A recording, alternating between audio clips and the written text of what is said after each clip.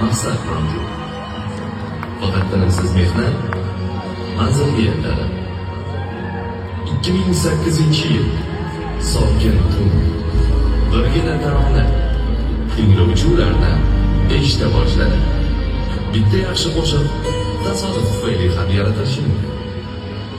Hamma ularning g'oyib bo'lishini taxmin qildi.